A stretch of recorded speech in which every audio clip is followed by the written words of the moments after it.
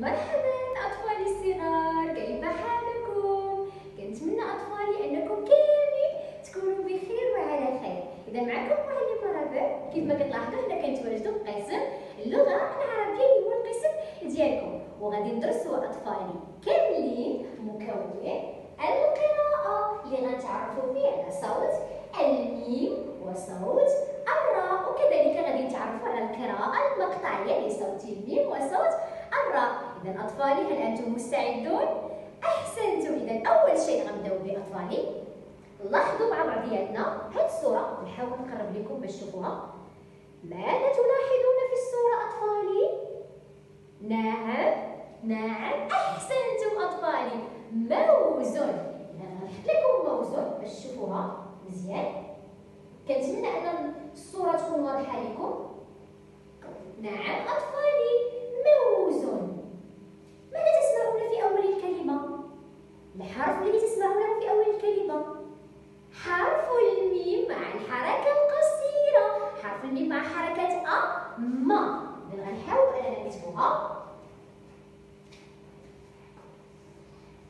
نعم حرف الميم، حرف الميم، حرف الميم، حركة القصيرة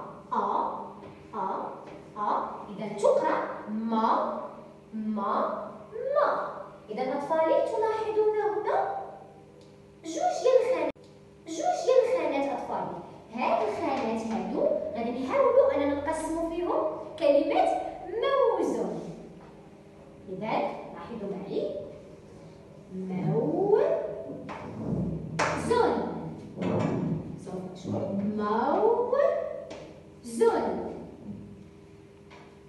إذا ترون أنني قطعت كلمة موز.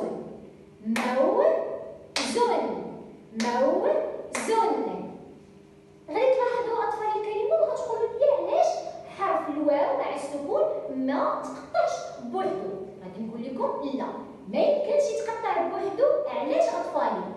لأن حرف الواو فوق السكون، ودائما السكون كيكون مع الحرف اللي قبل منه أطفالي، ما كيتقطعش بوحدو، كيكون مع الحرف اللي قبل منه، تلاصقوا مع الحرف اللي قبل منه. موزون. إذا الحرف اللي أو الحركة اللي كتقطع أطفالي الحركات القصيرة، الحركات الطويلة والتنوين. السكون ما كيتقطعش بوحدو. إذا نمشيو للصورة الثانية أطفالي، نقرب لكم. ماذا تلاحظون في الصورة أطفالي؟ نعم أحسنتم، فأر. نظرا صورة فأر هنا، كنظن بأنها واضحة لكم.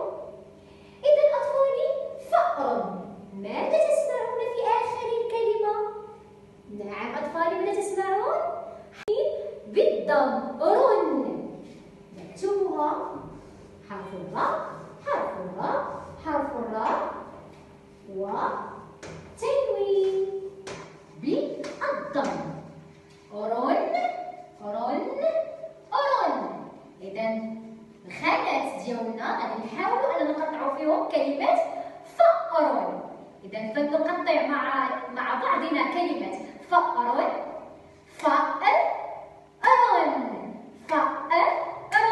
لاحظوا السكون دائما مع الحرف اللي قبل منه. إذا غنكتبوها فأر.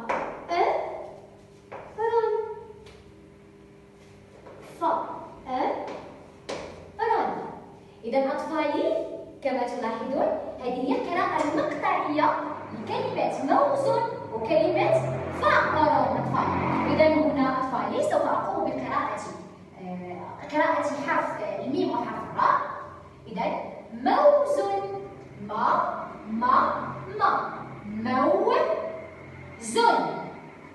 كنحاول نقطع الكلمة. فأر، رن، فأر.